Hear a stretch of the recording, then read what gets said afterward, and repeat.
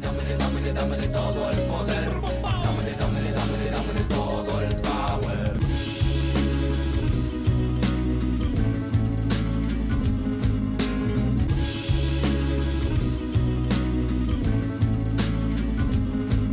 El pueblo unido jamás será vencido. El Tito y el Guido jamás serán vecinos. Dame el poder. Dame todo el power.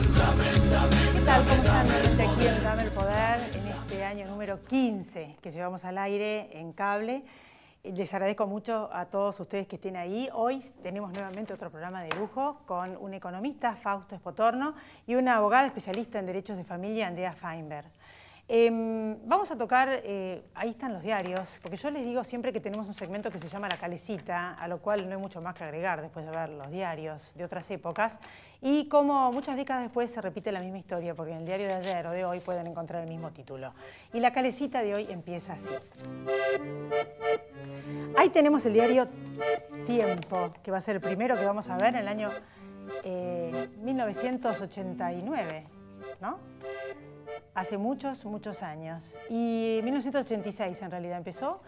En ese año empiezan todos los problemas donde dice que el gobierno negó el ajuste salarial pedido por la CGT. Es el diario Tiempo, que supongo que lo van a estar enfocando en breve. Acá está, 1986, primer diario, y este título. Después tenemos el diario La Nación, donde dice no hubo acuerdo entre el gobierno y la CGT. El diario Clarín, crítica respuesta de la CGT al gobierno. También el diario Clarín se implementará un severo ajuste de la economía. Y La Razón, Menem dijo esta mañana que el país está en bancarrota. No hay otra salida. Y la realidad es que en la Argentina estamos como el perro que se muerde la cola, porque la historia siempre se repite. Y por estos días la Argentina está con miembros del Poder Ejecutivo, donde están haciendo una recorrida por algunos países para buscar inversiones, y en breve se está por definir el acuerdo con el Fondo Monetario Internacional, pero más allá de que, fíjense que se repite la historia, todo tiene que ver con el déficit, como les digo siempre, porque en una época fue por la hiperinflación y en la época de Menem, para financiar el déficit en vez de con la emisión monetaria fue con la deuda. O sea que de una manera o de otra todo gira alrededor de lo mismo. Lo cierto es que en esta oportunidad, para que estas medidas económicas tengan resultado y terminemos con nuestra triste historia de una vez por todas para solventar ese déficit que tenemos, porque gastamos más de lo que recaudamos, es fundamental no solamente los recursos que se están buscando del Fondo Monetario Internacional, que otra vez es blindaje, esa palabra que escuchamos tantas veces en nuestra vida, sino que haya acuerdo político y ver qué reacción tienen los movimientos sociales y gremiales que hasta el momento, y por lo que hemos visto, no parecen muy amigables. Esa es la calecita de hoy, yo me quiero bajar, no sé usted. Quiero que terminen con el tema. Y el otro tema que vamos a tocar es que les quiero mostrar, y esto ya es una nota de color, muy interesante, los diarios de la época de 1986, el debate de la ley de divorcio en diputados. Fíjense, respaldo mayoritario para la ley de divorcio, y después divorcio tiene media sanción en diputados, y después en el año 86 se sancionó. Pero después de esto, que tuvo en vigencia muchos años, ahora todo el tema de derecho de familia es a través del Código Civil y Comercial sancionado en el año 2015, donde se habla del divorcio, el matrimonio y la unión convivencial. ¿Qué pasa y qué es lo que cambió? Para que usted sepa qué le corresponde y no, cómo es el cuidado de los hijos, el tema de los alimentos. Es bastante confuso, pero es interesante ver las distintas opciones. En una semana donde hubo una marcha por los asesinatos terribles o femicidios a las mujeres, ni una menos, donde hemos hecho muchos programas del tema y donde se debate el tema del aborto, también es interesante esta problemática que no solo es femenina, sino que abarca en general a la familia. Después de la pausa con los invitados, ya volvemos, no se vaya.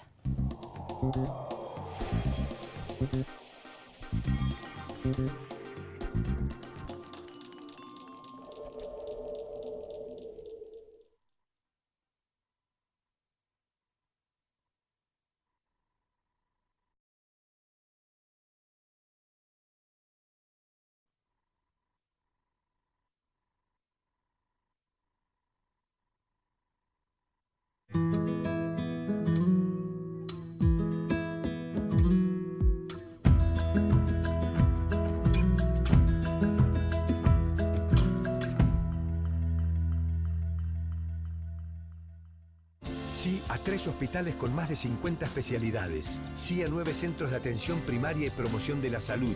Y sí al Centro de Estimulación Temprana. ¿Te animas a seguir diciendo que sí a la salud? Yo digo que sí.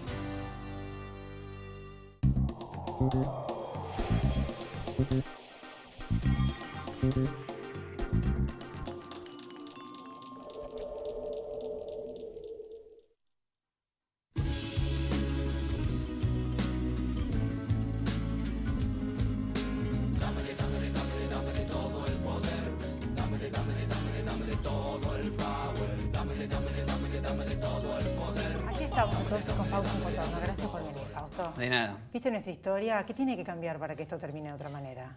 Mira, yo siempre pensaba desde el punto de vista de economista que decía, bueno, lo que tiene que cambiar es el tema del déficit fiscal. Vos agarrás la historia económica argentina y te das cuenta que desde siempre tuvimos problemas del déficit fiscal, vos lo mencionabas al principio. Si vos estás siempre pidiendo plata prestada, bueno, el resultado es que siempre vas a tener que estar teniendo defaults o hacer otra cosa, porque nunca tuvimos equilibrio fiscal.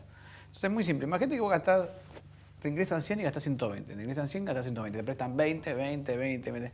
Y en un momento te dicen, bueno, no te presto más. Cuando no te prestan más, no es que ordenás tus cuentas para tener equilibrio fiscal. Argentina nunca hizo eso. Cuando no te prestan más, empiezas a emitir dinero. Entonces terminás defaulteando al ahorro del sector privado. Y el resultado de eso es que los argentinos no tenemos nuestro ahorro en Argentina. Lo tenemos afuera.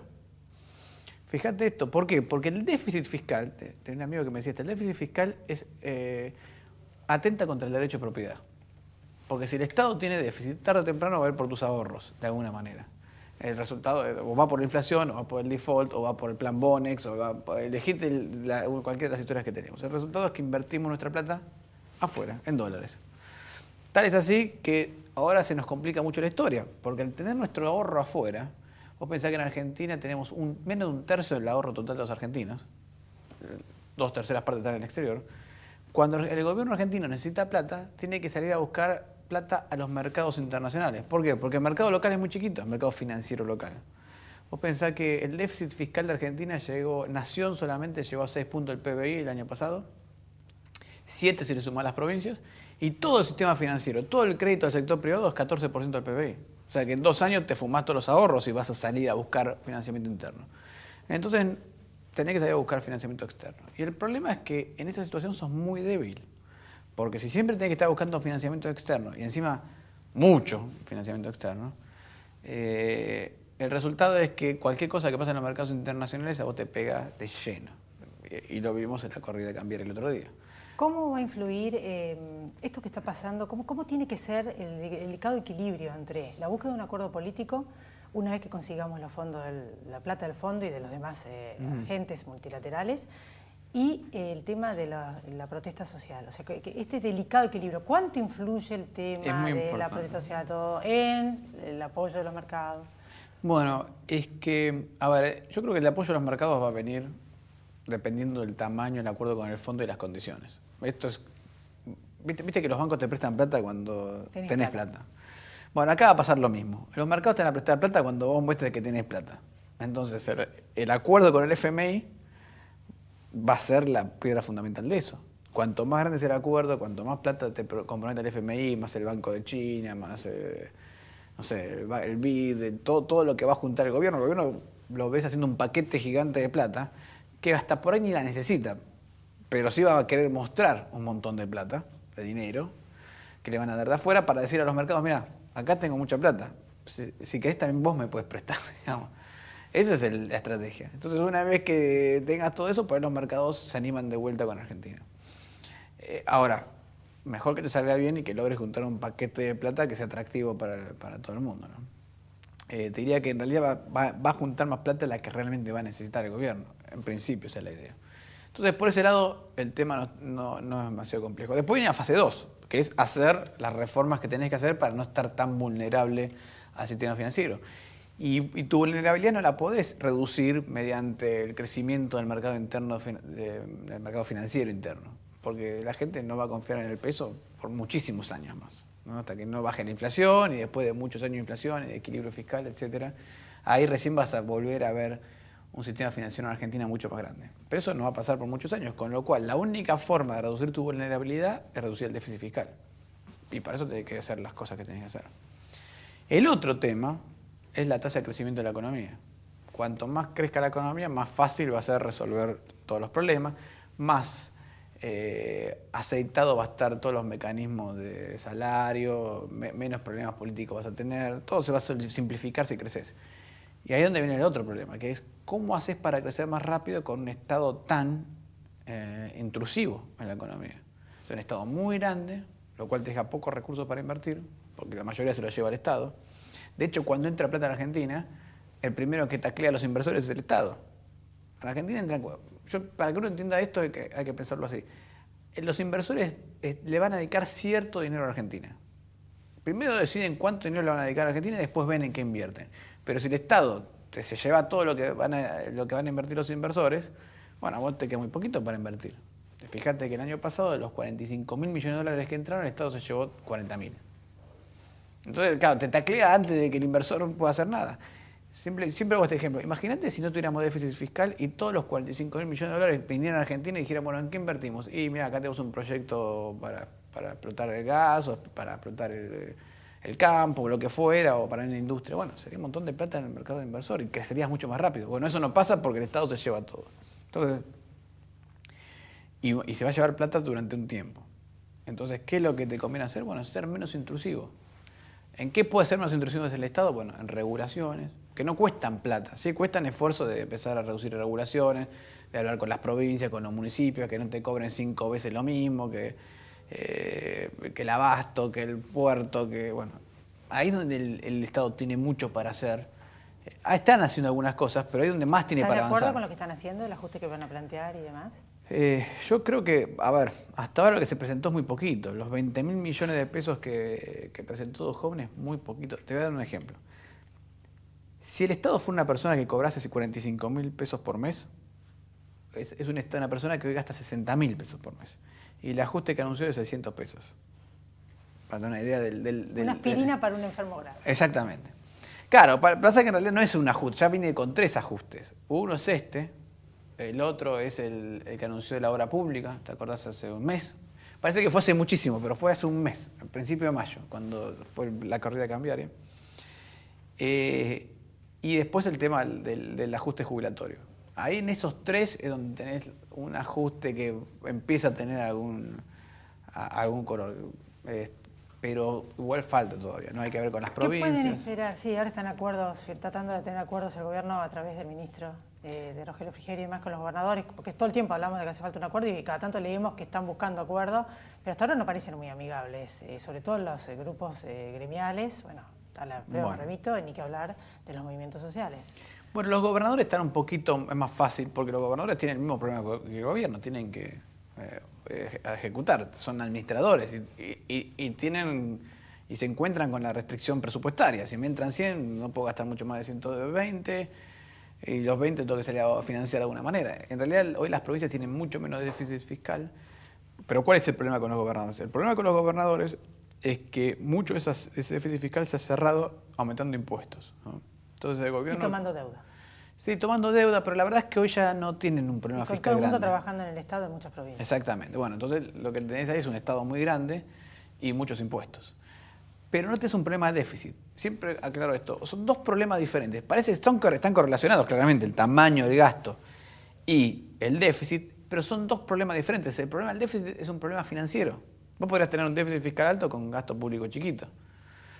Y tenés un problema financiero, porque el día que te dejan de prestar, explota. Los problemas financieros suelen explotar, no son graduales. En cambio, el problema del tamaño del Estado es un problema económico. No es un problema que explote, pero es un problema que te va dificultando las cosas.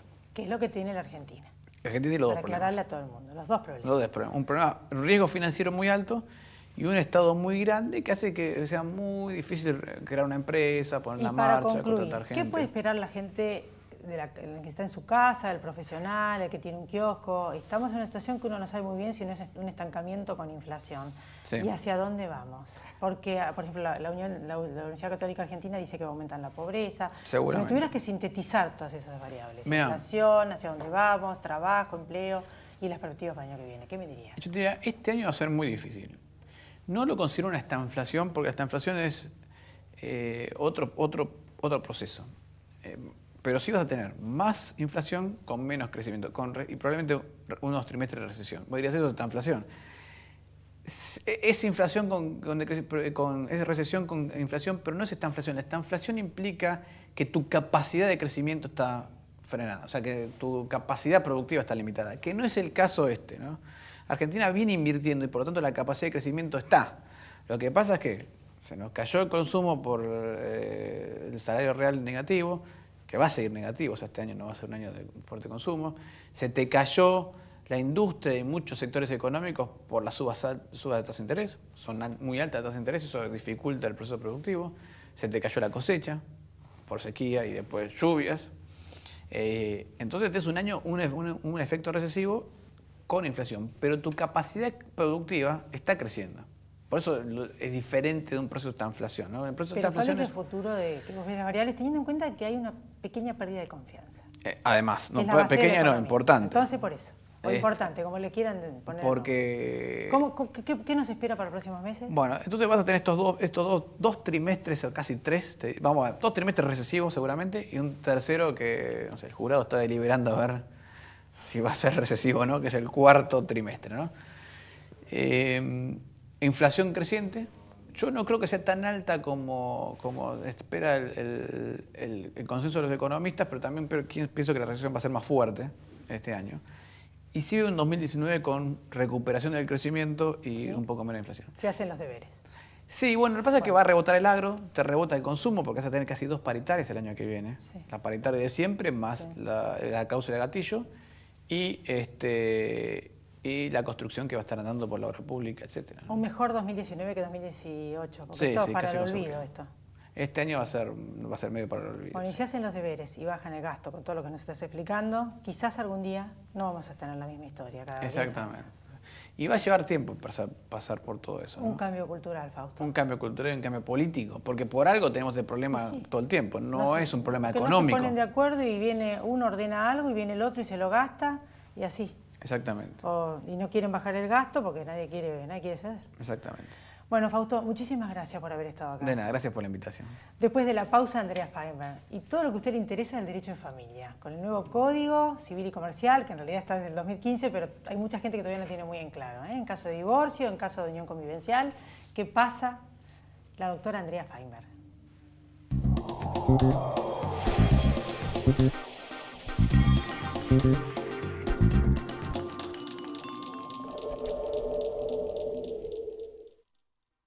Provincia Seguros te presenta su nueva app. Bájala y tené lo que necesitas a un dedo de distancia. Accede a tus pólizas, a la tarjeta de circulación y Mercosur, siniestros, denuncia y seguimiento online, asistencia al vehículo. Planificás y manejás tu tiempo porque sabés al instante dónde está el auxilio y mucho más. Todo lo que necesitas a un dedo de distancia. Nuestro compromiso es con vos. Provincia Seguros, una empresa del Grupo Provincia. Grupo Petersen, desde 1920, construyendo el país. Arriba Cabrales, significa buen café. En Provincia ART, nuestro trabajo es protegerte en el tuyo. Provincia ART, la aseguradora de riesgos del trabajo del Grupo Provincia.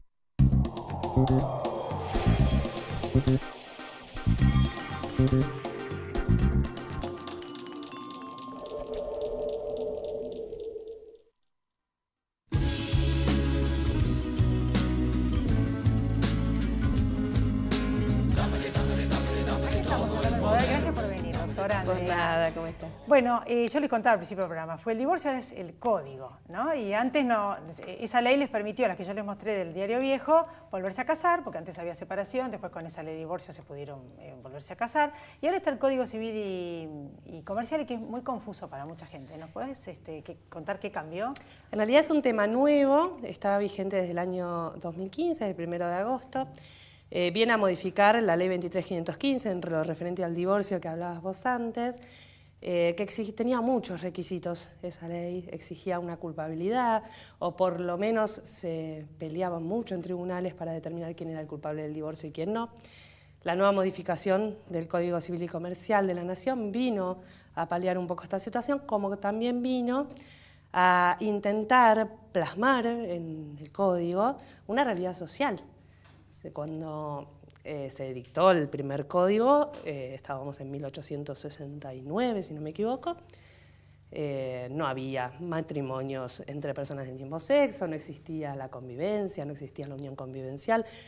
Con los años fueron pasando y en determinado momento se vio la necesidad de plasmar normativamente lo que en la realidad social ocurría, ¿sí?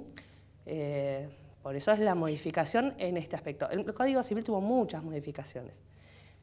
Muchas, no solamente referente al derecho de familia. Pero bueno, en el nuevo, lo más importante, una de las cosas más raras, hay muchos temas, pero pasamos de eso de que la ley antigua te permitía volver a casar a que en este nuevo código haya un divorcio exprés.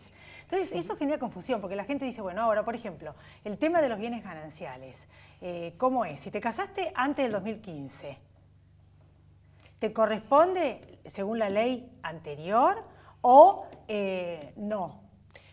A los efectos del divorcio rige el momento en que te divorciás, no el momento en que te casas. Ahora, lo que sí se modifica mucho, y en realidad todo se modifica, es el tema del matrimonio. ¿Cómo contrae uno matrimonio? Anteriormente se presumía, y la ley establecía una sociedad conyugal que se llamaba, ¿sí? Entonces todos los bienes que se adquirían durante el matrimonio, salvo algunas excepciones o algunos reconocimientos, eran bienes gananciales. Y los bienes propios eran los bienes que uno tenía desde antes de casarse y posteriormente adquiría solamente por donación, legado o por, en algunos casos, la enajenación de otros bienes propios. Ahora existen dos posibilidades cuando uno se casa. Uno puede elegir y puede hacer convenciones matrimoniales. Dentro de las convenciones tenemos lo que uno puede elegir, tener una comunidad de bienes que era más o menos lo que era antes, o una separación de bienes. Es decir, yo llego al matrimonio con mis bienes y todos los que voy adquiriendo posteriormente, si se hizo la convención matrimonial, también son míos, los administro yo y los manejo yo. A excepción, claro está, de la vivienda familiar, porque si yo vivo en mi casa con mis hijos y los hijos de mi marido y decido vender esa propiedad, sí necesito el asentimiento conyugal. Antes, entonces teníamos lo que era la sociedad conyugal y que había que liquidarla al momento del divorcio. Hoy tenemos las dos maneras. En el caso de que no optemos por la separación de bienes, el Código presume que estamos en la comunidad de bienes. Las convenciones matrimoniales de las que te hablaba son modificables, inclusive posterior al divorcio. Hay que esperar un año desde la vigencia de la convención que se firmó en primer lugar. La que ahora te está escuchando dice, pero bueno, yo no me estoy casando ahora, yo me casé antes y yo me divorcio. ¿Qué tiene vigencia? También tiene el divorcio exprés.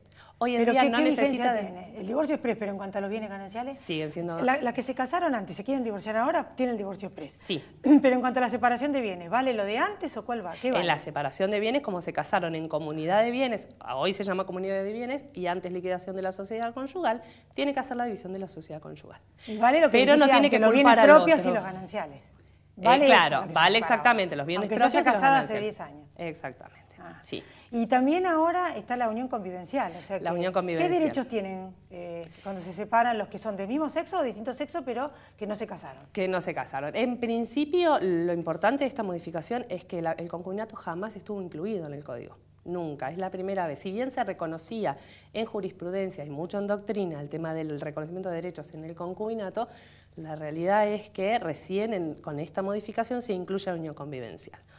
La unión convivencial en todos sus aspectos, no solamente respecto de un hombre y una mujer, sino también personas del mismo sexo y también familias ensambladas que tenemos, ¿no?, con hijos de matrimonios anteriores. La convivencia debe, en principio, no es necesario, pero debe, para surtir los efectos jurídicos, ser registrada. La persona que decide convivir registra y tiene los efectos jurídicos. Lo que no va a tener la persona al momento de separarse es un derecho alimentario, pero sí está la asistencia mientras dura la convivencia. Va a conservar también sus bienes propios, y respecto de la vivienda familiar, sea de uno, sea de otro, también juega un poco el tema de la protección de esa vivienda. Sí. Me había dicho algo muy interesante una vez, que la gente que está conviviendo y que no se casa puede ir y registrar la unión convivencial. Claro. Y después y aparte que si se separan no le corresponde alimento, pero... Pero tiene una compensación económica, puede tenerla. En el caso, tanto en el matrimonio como en la unión convivencial, que hoy están bastante equiparados, si bien no en el todo, se saca el concepto de culpa y el concepto de daño, sí se pone una compensación. ¿Qué quiere decir esto? En el momento de la separación, una de las partes queda en desigualdad económica. ¿Sí? Ellos tenían un nivel de vida, al momento de estar casados o conviviendo, cuando se separan, queda en desigualdad económica. Puede solicitar, y obviamente va a quedar sujeto a que pruebe esto, la compensación por ese desequilibrio económico que sufrió al momento de la ruptura del vínculo. Hay una cosa también novedosa que me dijiste, que es que una persona que se divorció y tiene hijos y se vuelve a poner en pareja, ¿la nueva pareja tiene obligación de mantenerlos o si se separan tiene obligación? ¿Cómo es? En principio, las obligaciones de alimentos se extienden bastante y esto es un tema muy importante. No solamente respecto de los concubinatos, sino también respecto de las personas que se divorcian y tienen chicos. En el caso de si yo me divorcio y convivo con otra persona, hay una cierta inclinación a que la persona conviviente con los menores, aunque no sean hijos, tiene en alguna medida un deber alimentario para con ellos. Lógicamente siempre es subsidiario. Otro tema fundamental respecto de los alimentos, que es muy importante saberlo, es que en el código anterior uno, para poder demandar a los abuelos, que esto sabemos siempre que cuando el padre no podía responder por los alimentos se demandaba a los abuelos, en ese momento era subsidiario. Primero agoto las posibilidades de cobrarle al padre. Si no le puedo cobrar al padre, voy contra los abuelos. Hoy puede ser simultáneo. Hoy se puede iniciar la demanda contra los padres, contra el padre y también contra los abuelos. Padre, madre. No hablemos hoy en día el tema de con quién viven los chicos no es como antes. Uno presumía que al momento de la separación vivían con... Por último, la cuota de alimentos y la casa cuando se divorcia un matrimonio. Cuando se divorcia el matrimonio existe en general lo que se llama atribución del hogar conyugal y sigue existiendo. Existía en el anterior y sigue existiendo ahora y fue muy receptado por la jurisprudencia. Lógicamente siempre queda sujeto a prueba y a que no haya otros bienes. Pero sí, se puede pedir la atribución del hogar conyugal, inclusive en el concubinato si hay menores. La casa. En definitiva, siempre lo va a decidir el juez o se puede consensuar en un acuerdo de partes. O sea que cambió mucho y muchas cosas para bien y sobre todo que ahora existe también la posibilidad de que cuando te casás puedas decir no hay bienes gananciales, esto es mío y hacer un acuerdo. Y lo administro yo. ¿En un nuevo matrimonio? Exactamente. Y ese acuerdo se puede ir renovando una vez por año. Ese acuerdo de la nueva forma de casarse. Exacto. Mira vos, ¿el divorcio exprés cuánto dura? ¿En cuántos meses? Hay dos maneras de presentarlo, puede ser conjunta, puede ser unipersonal, lo puede presentar una sola de las partes. Si es conjunta en 3 meses con una vista al defensor ya está. Lo importante es que se presente la propuesta y el convenio regulador conteniendo todas las formas y los convenios entre las partes y respecto de los menores. Muchas novedades, la próxima vez vamos a hablar de otros temas como las sucesiones, porque hubo muchos cambios, sucesiones, sí. De violencia de género, muchos temas para tocar. Y yo te agradezco mucho que hayas estado acá, Andrea. Gracias por tantas invitarme. Mujeres y tantos hombres, todos, ¿no? Vamos a ser feministas, escuchándonos, interesados en esto y en sus derechos y responsabilidades. Gracias a vos. Gracias, Andrea. Nos volvemos a encontrar la próxima semana aquí en Dame el Poder y a todos ustedes también. Gracias por haber estado ahí.